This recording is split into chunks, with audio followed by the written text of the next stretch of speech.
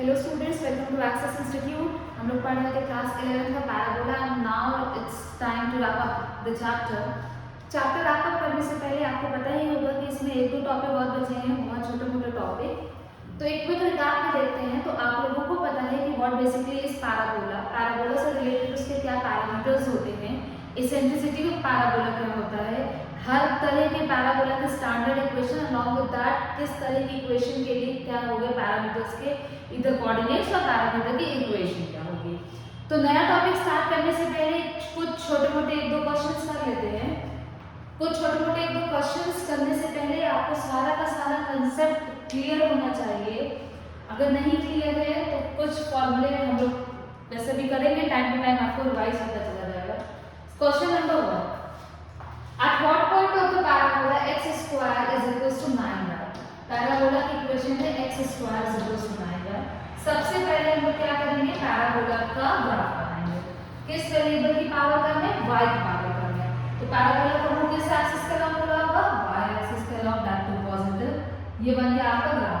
at what point of the parabola let there be a point, कोई भी point हम लोग मान लेते हैं कि पैराबोला के ऊपर एक पॉइंट है p जिसका कोऑर्डिनेट है h, k। ठीक, the abscissa is 3 times the ordinate, मतलब हमें क्या दिया है, एब्सिसा। इस पी पॉइंट का जो एब्सिसा है it is 3 times the ordinate. हमारे पास गिवन क्या है, x is equals to 3k, equation number 1। उसके बाद हमारे पास क्या है कि जो h, k पॉइंट है, जो p पॉइंट है, p point is lying on the parabola, that means कि h, k will satisfy this particular equation. तो हम ये भी लिख सकते हैं h square is equal to 9k, right, equation number 2।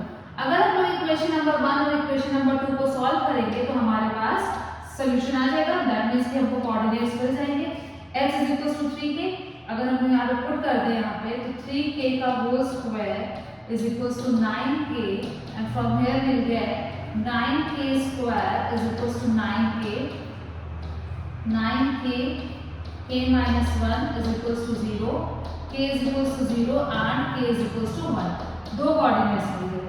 अगर k की वैल्यू 0 होगी तो इम्प्लाइज h भी हमारा 0 होगा, और अगर k की वैल्यू क्या है, 1 है, तो h क्या होगा हमारा प्लस माइनस 3। अब हमारे पास कितने कोऑर्डिनेट्स मिले, देखिए अगर हम लोग कोऑर्डिनेट्स की बात करें तो एक कोऑर्डिनेट हमको सिंपल ये मिल रहा है कि अगर h की वैल्यू 0 है तो y भी 0 होगा। दूसरा, अगर h की वैल्यू 3 है प्लस 3 है तो y 1 होगा। और ये मिल रहा है कि अगर h की value h is equals to 1, k is equals to 1, तो यहाँ पे हम लोगों को मिल रहा है -3, 1। अगर हम बात करें तो सबसे पहली चीज की abscissa is 3 times that the ordinate. तो हमारे पास एक सिर्फ और सिर्फ यही पॉइंट ऐसा है, सिर्फ और सिर्फ यही पॉइंट ऐसा है जो कि हमारे रिक्वायर्ड कंडीशन को सैटिस्फाई कर रहा है। हम लोग ये P1 पॉइंट को भी ले सकते हैं क्योंकि 3 टाइम्स करने पे आंसर सेम आ रहा है, बट हम लोग इस पॉइंट को नहीं ले सकते बिकॉज यहाँ पे माइनस आ रहा है। It is not 3 times, it is -3 times. एक तरह से कहा जा सकता है कि 3 टाइम्स ही है, बट ऐसा कंसिडर नहीं किया जाता है। लेंथ अगर कंसिडर करने की बात करें तो हाँ 3 टाइम्स है, तो हम लोग तीनों आंसर भी लिख सकते हैं और बाकी बचा हुआ तो हम लोग ये दोनों भी लिख सकते हैं। But to be on the safe side, जैसा कि मैंने निकाला है तीनों आंसर, आप लोग ये तीनों आंसर्स को लिखिएगा, ठीक है। तो यहाँ पे कुल मिला के एक जनरल सी चीज, छोटी सी चीज इंक्लूड की गई क्वेश्चन में कि अगर हमारा कोई पॉइंट है तो एक इक्वेशन हमारी बन सकती है, कैसे कि हम लोग बोलेंगे कि वो जो पर्टिकुलर गिवन पॉइंट है हमारा, उसकी इक्वेशन को सैटिस्फाई करेगा। Moving on towards the second kind of question, जहाँ पे हम लोगों को, अगर आप देख रहे होंगे तो यहाँ पे थोड़ा सा साइन चेंज है, बट हम लोगों ने इस तरह के क्वेश्चंस को किया है। कैसे किया था कि गिवन इक्वेशन है हमारे पास y square plus 4x plus 4y minus 3 is equal to 0। सबसे पहला काम हम लोगों ने यहाँ पे किया था कि हमने कंप्लीटिंग द स्क्वायर मेथड लगाया था कि जहाँ पे भी हमें स्क्वायर दिखे कि हम यहाँ पे क्या करें, y square plus 4y plus 4 minus 4 plus 4x minus 3 is equal to 0। इस पूरी चीज को हम लिखेंगे y प्लस 2 का होल स्क्वायर, और बाकी सारी चीजें जब उधर ट्रांसफर होगी तो 4x प्लस 7 हो जाएगा, माइनस 4x प्लस 7 होगा। y प्लस 2 का होल स्क्वायर माइनस 4 कॉमन, अंदर बचेगा x माइनस 7/4 होगा। उसके बाद हम लोग क्या करेंगे, हम लोग बेसिक सा सब्स्टिट्यूशन करेंगे कि late let y plus 2 is equals to capital Y and x minus 7 by 4 is equals to capital X. And from this substitution हम लोगों की इक्वेशन मिलेगी कैपिटल Y का square is equals to -4 times x, right? ठीक है, हम लोगों को इक्वेशन मिल गई। Equation is in standard form y square is equals to -4ax। अगर हम लोग इसका ग्राफ बनाए, अगर हम लोग इसका ग्राफ बनाने को आए तो ग्राफ विल बी लाइक कि ये कैपिटल x एक्सिस और ये कैपिटल y एक्सिस है। x की पावर कम है, ग्राफ का मुंह x की तरफ खुला होगा, दैट टू -x की तरफ खुला होगा। तो ये हमारा बन गया पैराबोला, राइट?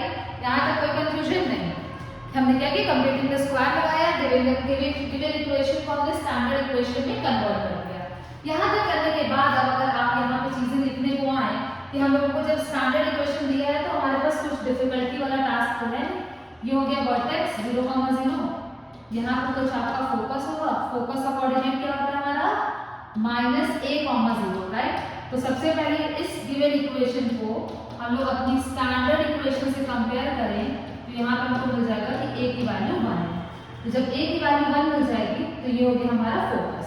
वर्टेक्स से जितना डिस्टेंस फोकस होता है, जितने डिस्टेंस पे फोकस होता है, ऑपोजिट डायरेक्शन में उतने ही डिस्टेंस पे डायरेक्ट्रिक्स होती है।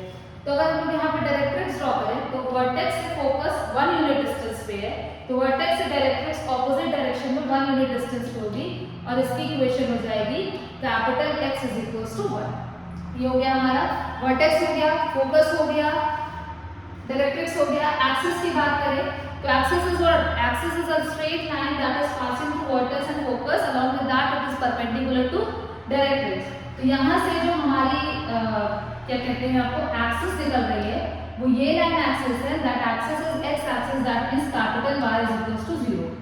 ये हो गया हमारा axis of parabola, not of required parabola, पर जो हमने नए कोऑर्डिनेट सिस्टम में बनाया है। उसके बाद length of latus rectum, length of latus rectum is 4a and 4a is equals to 1, तो ये हो गया आपका 4 यूनिट्स। अब देखिए लेंथ ऑफ लैटिस रेक्टम, जैसे कि हम लोगों ने प्रीवियसली भी इस क्वेश्चन को सॉल्व किया है, इस टाइप ऑफ क्वेश्चन, कि लेंथ ऑफ लैटिस रेक्टम नहीं चेंज होगा।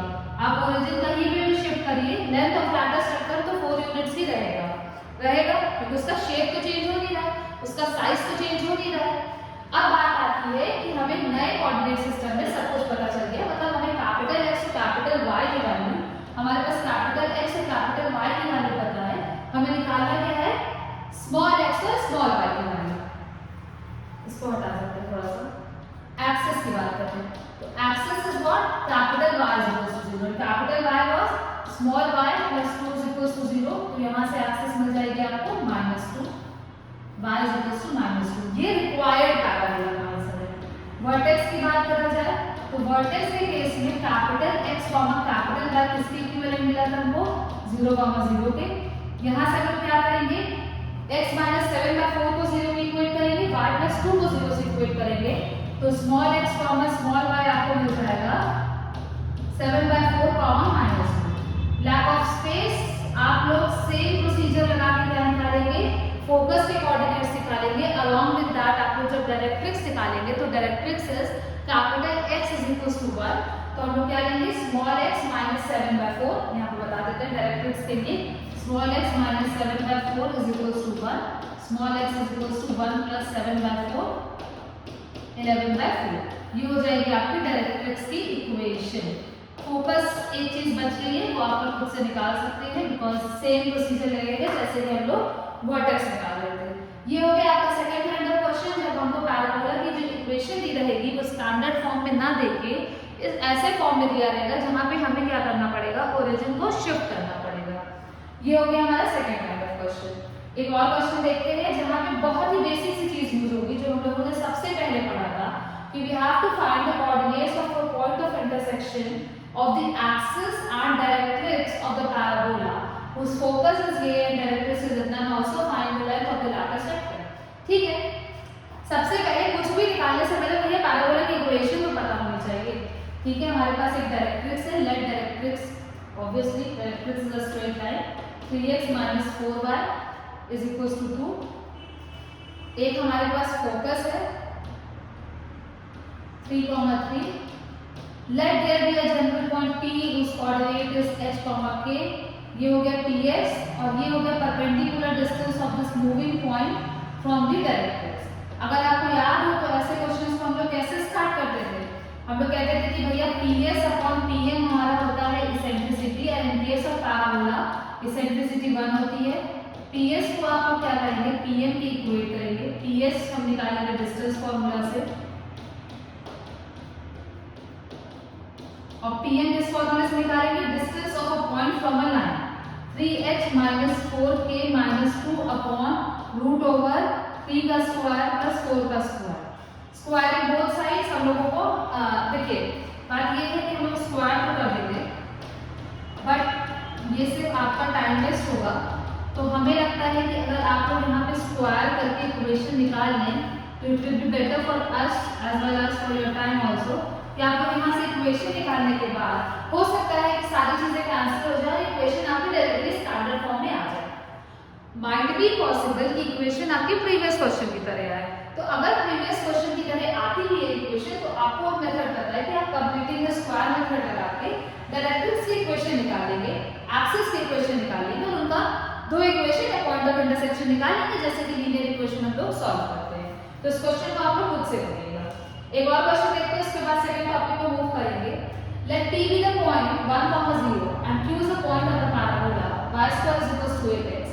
The locus of the midpoint PQ. Okay, सबसे पहले जो हमें इक्वेशन दी है पैराबोला की y square is equals to 8x, तो इसका ग्राफ बनाना जरूरी नहीं है, लेकिन चलिए बना लेते हैं, हैबिट में रहता है। मान लेते हैं कि इस पैराबोला पे एक P पॉइंट है, कोई भी पॉइंट ले लेते हैं, A, B पॉइंट ले लेते हैं।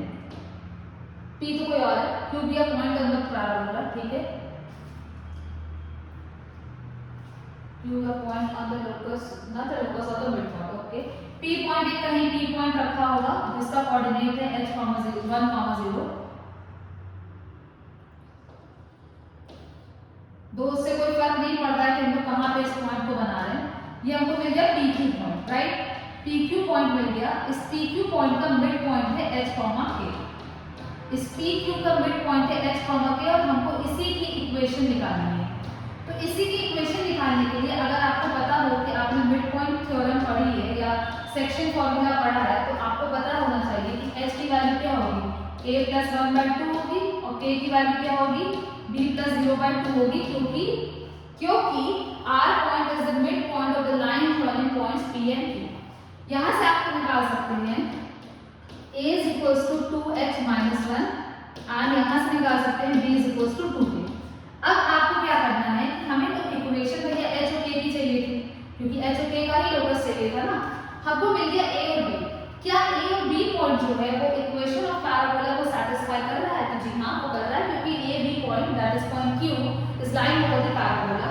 तो a b को हम लोग इसके अगर सैटिस्फाई करा दे तो हमको पता चलेगा b² = 8। यहाँ पे वैल्यू पुट करें, 2k का whole square is equal to 8 times 2h minus 1। ये हो गया आपका 4k square is equal to 8 times 2h minus 1, 2 cancel, k square is equal to 4h minus 2। कुछ इस तरह का इक्वेशन आ रहा है। अब देखिए यहाँ पे क्या करना है, सबसे पहले तो जो ऑप्शंस है हमारे, ऑप्शंस के हिसाब से सब कुछ हमें लेफ्ट साइड में ट्रांसफर करना है। तो हमें मिल जाएगा k square minus 4h plus 2 is equal to 0। उसके बाद लोकस निकालने के लिए क्या करते थे, k को y से रिप्लेस करते थे, h को x से रिप्लेस करते थे, और हमें आंसर मिल रहा है y² minus 4x plus 2 is equal to 0। That is right answer is option number A. तो कुछ इसी टाइप के क्वेश्चंस आपको मिलने वाले हैं टिल द पॉइंट जहां तक हम लोगों ने पढ़ा। अब हम लोग स्टार्ट करते हैं एक छोटा सा नया टॉपिक जो कि हम लोगों ने सर्कल में भी एंड में पढ़ा था, and that was parametric coordinates of parabola. कैसा coordinates? Parametric coordinates. If you guys remember, तो सर्कल चैप्टर में हम लोगों ने पैरामेट्रिक कोऑर्डिनेट्स थीटा के तरफ से निकाला था, क्योंकि वहां पे x स्क्वायर भी रहता है, y स्क्वायर भी रहता है, तो आइडेंटिटी लगाना थोड़ा सा सिंपल हो जाता है। यहाँ पे देखिए, मान लेते हैं कि हमारे पास जो जनरल इक्वेशन ऑफ पैराबोला है, स्टैंडर्ड इक्वेशन y² = 4ax है। अब सोचिए आप कि हमें y स्क्वायर चाहिए, तो x की जगह पे हम लोग ऐसा क्या रख दें, x की जगह पे हम ऐसा क्या रख दें कि वो एक परफेक्ट स्क्वायर हो जाए। इन टर्म्स ऑफ, ऐसे तो आपको लग रहा होगा कि भैया x की जगह a रख दीजिए, x की जगह a रख दीजिए, वो 4a² हो जाएगा, that will be the perfect square. लेकिन ऐसा ऐसा नहीं करेंगे क्योंकि a is a constant quantity, parameters change करना है, एक जनरल पैरामीटर बनाना है। तो यहाँ पे अगर हम लोग रिप्रेजेंट करना चाहते हैं इसके कोऑर्डिनेट्स को, तो हम लोग क्या करेंगे कि y की जगह पे अगर 280 या x की जगह पे पहले तो 80 स्क्वायर, जैसे कि हमें पता है कि y square is equals to 4ax है, ठीक है। और इन्होंने बोला x की जगह पे 80 स्क्वायर रख दीजिए, ठीक है। 4a into 80 square that will give you 4a square t square. क्या ये कंप्लीट स्क्वायर है जहां से आपको क्या y की वैल्यू 280 मिलेगी? तो जी हाँ मिलेगी। तो यहाँ पे ये हमारा अगर स्टैंडर्ड इक्वेशन में क्वेश्चन दिया है तो parametric coordinates in terms of a new parameter जिसको हम लोग t से डिनोट कर रहे हैं, that will B 80 square plus 80 square comma 280। तो पैरामीट्रिक कोऑर्डिनेट्स हमारे ये निकल के आ गए। हमने x की ऐसी वैल्यू रिप्लेस की in terms of some another parameter so that y square आपका एक परफेक्ट स्क्वायर आ जाए। अब बात ये आती है कि अगर स्टैंडर्ड फॉर्म में नहीं दिया तो t is a parameter, standard form में नहीं दिया तो क्या करेंगे? कुछ नहीं करेंगे। ये चीज दी है, नीचे चीज आप मत देखिए। हम लोग यहाँ पे क्या करते थे? x की जगह पे क्या लिखते थे? 80 स्क्वायर, राइट। हम लोग x की जगह पे 80 स्क्वायर के साथ h भी ऐड कर दीजिए, h कैंसिल हो जाएगा, 80 स्क्वायर 4a से मल्टीप्लाई होगा, हमारा आसान हो जाएगा, सिंपल। तो यहाँ पे क्या करते हैं कि जब हम लोग x की वैल्यू को लेट करते हैं तो एट दैट टाइम ओनली हम लोग देख लेते हैं कि x के साथ कुछ एक्स्ट्रा ऐड सब्ट्रैक्ट नहीं होगा, जो भी ऐड सब्ट्रैक्ट होगा उसको बैलेंस करते हुए हम लोग सेम चीज प्लस माइनस लगा के काम अपना कर देंगे, ठीक है। तो ये हो गया हमारा x की वैल्यू, ये हो गया y की वैल्यू। व्हेन जनरल इक्वेशन के फॉर्म में आपको क्वेश्चन ना देके कुछ इस फॉर्म में आपको पैराबोला की इक्वेशन दे दी जाए। क्वेश्चंस करते हैं जिससे आपको खुद से क्लियर हो जाएगी। सबसे पहले y square is equal to 12x, ये किस फॉर्म में दिया जो हम लोगों ने पहले पढ़ा था, स्टैंडर्ड फॉर्म। x की वैल्यू क्या रखा जाए? देखिए अगर आप याद कर रहे हैं तो भैया ऐसे कर लेते हैं हम लोग, 4ax होता है, a की वैल्यू क्या आ रही है हमारी 3 आ रही है, कोऑर्डिनेट्स वर 80 स्क्वायर और 280, ये कोऑर्डिनेट है हमारे। एक चीज तो तरीका ये है कि आप हम लोग ऐसे कर लेते हैं, ठीक है। दूसरा तरीका ये है कि देखिए 12 में x के साथ देखिए x में दो चीजें होंगी, एक t स्क्वायर तो होना ही होना है क्योंकि रूट निकलना है। उसके बाद बात ये आती है कि आप 12 में ऐसा क्या मल्टीप्लाई करें, आप 12 में ऐसा क्या मल्टीप्लाई करें कि वो परफेक्ट स्क्वायर हो जाए। तो ऑब्वियसली 12 3 is 36 और 36 इज अ परफेक्ट स्क्वायर, तो हम लोग क्या करेंगे 3 से मल्टीप्लाई करेंगे। और अगर इस तरह से करते हैं तो आपको a की वैल्यू 3 मिल गई, कोऑर्डिनेट्स हो गए 3t स्क्वायर कॉमा 60, ये हो गया आपका पैरामीट्रिक कोऑर्डिनेट। बाकी आप ऐसे भी सोच सकते हैं कि y स्क्वायर लाना है तो x में t स्क्वायर तो होगा ही होगा, अलॉन्ग विद दैट 12 पहले से दिया है तो हमको 3 से मल्टीप्लाई करके उसको 36 हम लोग बना सकते हैं, सिंपल। आगे देखते हैं x square is equal to 8 y। अब फिर से वही चीज, x square is equal to 4a/, given a is equal to 2, y की जगह पे हमें क्या रखना पड़ेगा 80 स्क्वायर रखना पड़ेगा, इस बार चेंज होगा, y की जगह पे हम लोग 2t स्क्वायर रखते हैं तो वो 16t स्क्वायर हो जाएगा और यहाँ से आपका 40 आ जाएगा। बाकी सिंपल, y की जगह पे t स्क्वायर तो होना ही होना है क्योंकि x स्क्वायर लाना है। 8 में क्या मल्टीप्लाई करेंगे वो परफेक्ट स्क्वायर बन जाएगा, ऑब्वियसली 8 में 2 मल्टीप्लाई कीजिए, 8 2 जो 16 होगा वो परफेक्ट स्क्वायर हो जाएगा। हो गया हमारा काम, इजी। अब एक थोड़ा सा इस टाइप की क्वेश्चन देखते हैं। अब फिर वाली चीज भैया यहाँ पे लाना है परफेक्ट स्क्वायर, तो x की वैल्यू में 2 तो हमें ऐड करना ही करना पड़ेगा सो दैट ये वाला 2 न्यूट्रलाइज हो जाए और हमारा इससे कोई फर्क ना पड़े। उसके बाद क्या बचेगा 8x बचेगा, ठीक है। t स्क्वायर में होगा 8 में क्या मल्टीप्लाई करना 2 मल्टीप्लाई कीजिए। अब अगर हम लोग देखिए एक बार x की जगह पे 2t स्क्वायर प्लस 2 माइनस 2 रखिए, क्या आएगा आपका 16t स्क्वायर आएगा, y माइनस 2 का होल स्क्वायर 16t स्क्वायर। यहाँ से हम लोग कह सकते हैं y माइनस 2 इज 4t, तो y क्या आ गया आपका 4t प्लस 2, तो आपके जो कोऑर्डिनेट्स मिल गए वो ये मिले, जो पैरामीट्रिक कोऑर्डिनेट्स हुए वो 2 plus 2t square comma 4t plus 2। देख लीजिए जो भी चीज दी थी x के साथ माइनस में दी थी वो प्लस में आ रही है, यहाँ माइनस में दिया था y कोऑर्डिनेट में प्लस में आ रहा है, सो दैट वो चीजें न्यूट्रलाइज हो जाए। ये होता है आपका पैरामीट्रिक आपको स्टैंडर्ड फॉर्म में दिया हो या तो नॉर्मल कोई भी फॉर्म में इक्वेशन हमें दी हुई है। अब एक the last topic which is position of a point with respect to parabola. अगर हमको एक पॉइंट दिया जाए, पॉइंट के कोऑर्डिनेट दिया जाए, along with that हमको पैराबोला की इक्वेशन दी जाए and we have to find कि whether this particular point lies inside the parabola, on the parabola या outside the parabola। तो सबसे छोटी सी चीज वो ये है कि on the parabola का मतलब तो सिंपल है कि वो पॉइंट उसको सेटिस्फाई करेगा। तो ये जो on the parabola वाली चीज दी है, ये तो ऑब्वियस सी बात होगी ना कि y1 square will be equal to 4ax।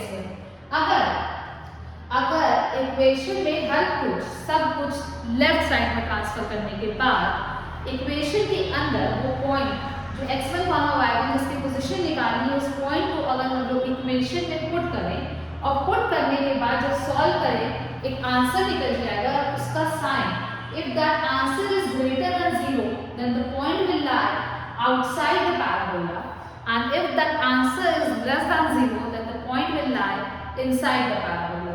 Fine, अगर वो पॉइंट रखने के बाद वो ग्रेटर देन 0 आ रहा है then point will lie outside the parabola and if it is less than 0 then the point will lie inside the parabola। एक क्वेश्चन देखते हैं इससे रिलेटेड, इसको नोट डाउन जरूर कीजिएगा कि whether this particular point lies on the parabola, outside the parabola or within the parabola। Equation है हमारी y square minus 8x is equal to 0। Put करते हैं पॉइंट -5 का स्क्वायर -8 -1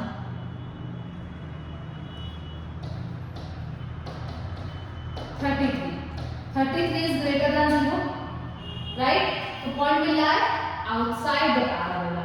अब इसको अगर हम सैटिस्फाई करना चाहें, सोचिए जरा, इसका ग्राफ तो कुछ ऐसे ही बनेगा, y square is equal to 8x का ग्राफ बनना ही चाहिए। -1 -5 पॉइंट किस क्वाड्रेंट में लाई करेगा? थर्ड क्वाड्रेंट में लाई करेगा। कहीं यहाँ पे लाई करना चाहिए थर्ड क्वाड्रेंट में -1 -5 and that point is lying outside the parabola। ये तो जाहिर सी बात है दिख रहा है। अब आपको ग्राफ प्लॉट करके करना है, वेल एंड गुड, आप ग्राफ प्लॉट करके कर लीजिए, लेकिन कभी कभी थोड़ा सा कंफ्यूजन हो जाता है।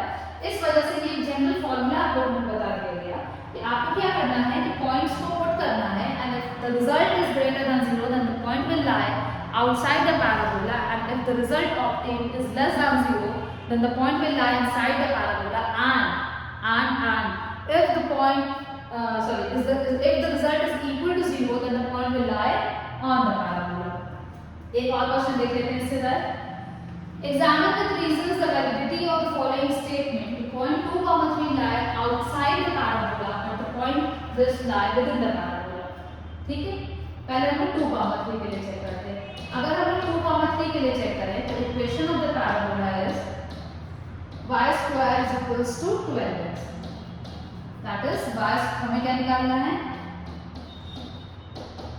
3 का square minus 12 into x 9 minus 24 which will be less than 0। less than 0 का मतलब क्या होगा? less than 0 का मतलब क्या होगा कि the point will lie inside the parabola। इन्होंने क्या कहा था कि आपको चेक करना है वैलिडिटी ऑफ द स्टेटमेंट। तो माइट बी पॉसिबल कि ये जो भी चीज है वो वैलिड ना हो। -2, -3 के लिए अगर हम लोग चेक करें y स्क्वायर माइनस 12x तो हमें मिलेगा -3 का whole square -12 into -2 9 plus 24 that is greater than 0। that means कि this point will lie outside the parabola and this particular point will lie inside the parabola। तो ये जो statement आपको दिया है ये वैलिड स्टेटमेंट नहीं दिया है and the answer will be first। अब अगर इसकी बात की जाए तो y square is equal to 12x ऐसा कुछ पैराबोला बनेगा -2, -3 फिर से वही चीज कि -2, -3 थर्ड क्वाड्रेंट में लाई करेगा ना, तो कहां से वो इनसाइड द पैराबोला चला गया? वो तो आउटसाइड द पैराबोला चला गया और जो 2, 3 वो कहीं यहां लाई करेगा फर्स्ट क्वाड्रेंट में and that will be included with in the parabola. तो ये जो क्वेश्चन है इसकी वैल्यू ये वैलिड स्टेटमेंट नहीं है। So this is all about parabola chapter जहां पे हम लोगों ने standard equation, general equation, along with that बहुत सारे parameters, parametric form of equation and last but not least position of a point with respect to parabola। ये chapter आपका complete हो गया। होप वीडियो आपको पसंद आई होगी। अब हम लोग जल्दी मिलेंगे नेक्स्ट चैप्टर या नेक्स्ट वीडियो में, जहाँ पे हम लोग कवर करेंगे 11th chapter, which will be the third chapter of the conic section. Thank you for watching the video. Enjoy your day.